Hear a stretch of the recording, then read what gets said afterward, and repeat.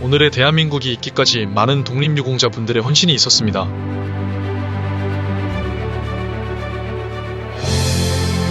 거기에 혹시 독립유공 브랜드가 있는 것도 아셨습니까?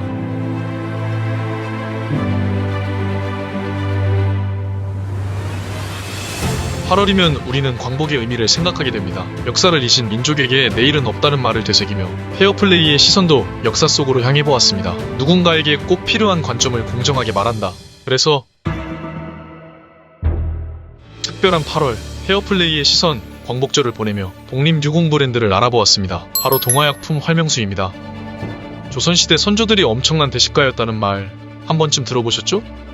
조선시대 말 한국에 머문 W 주교의 이야기를 보면 그 어마무시한 식사량을 체감할 수 있습니다. 과일을 대접할 경우 큰 복숭아를 내놓을 때 가장 절제하는 사람도 10개 정도는 먹으며 종종 30개, 40개, 50개를 먹는다. 참외를 먹을 경우 보통 10개 정도 먹지만 때때로 20개, 30개를 먹어치우기도 한다.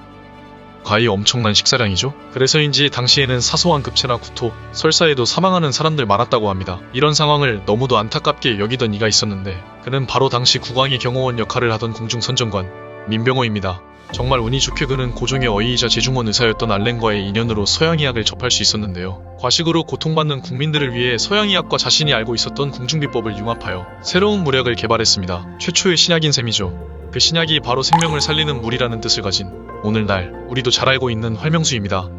당시 사람들로부터 만병통치약으로 불리며 불티나게 팔리기 시작한 활명수는 아스피린과 같은 해에 발명된 상품이자 한국의 첫 번째 브랜드 상품이기도 합니다. 이는 대한제국 선포보다 그 시기에 있어서는 빠른데 이 말은 조선시대부터 팔렸다는 의미입니다. 민병호 선생은 아들 민강 선생과 함께 동화약방을 설립해 활명수를 판매했습니다. 민강 선생은 대한민국 임시정부와 국내 독립운동가 사이 연락을 담당하는 서울연통부의 책임자로 활동했는데 동화약방이 바로 서울연통부였고 활명수를 팔아 얻은 수익으로 임시정부에 군자금을 댔습니다.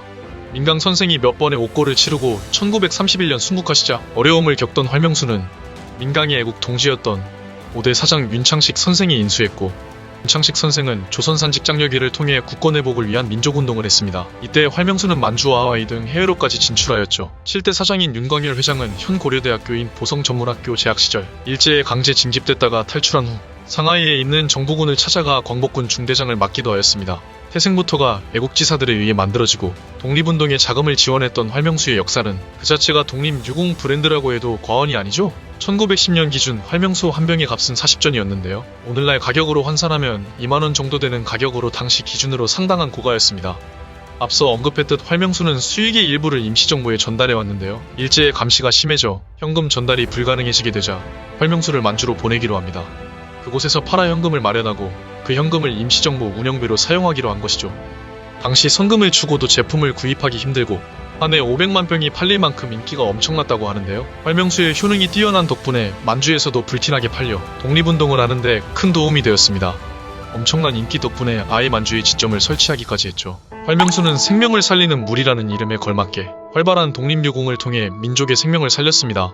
만들어질 당시의 11가지 생애교수는 그대로 유지한 채 제조 방식 등을 계속 연구하며 발전시켜 나가고 있는 대한민국 최장수 브랜드 활명수. 지금 약국과 편의점에는 많은 소화제가 있죠. 물론 효과 좋은 소화제, 나에게 맞는 소화제가 있겠지만 이맘때 즈음이면 이 나라를 지켜온 독립유공 브랜드 활명수를 쭉 한번 들이켜보면 어떨까라는 페어플레이의 관점을 전달해봅니다. 세 번째, 페어플레이 잘 보셨나요? 뭐 저런 것까지 싶은 하지만 누군가에게는 꼭 필요한 관점, 여러분의 응원이 페어플레이를 지속 가능하게 만듭니다. 구독, 좋아요 너무 감사드립니다. 페어플레이의 관점을 보고 생각나는 사람이 있다면 꼭 공유해주세요. 세상에 없던 공정한 광고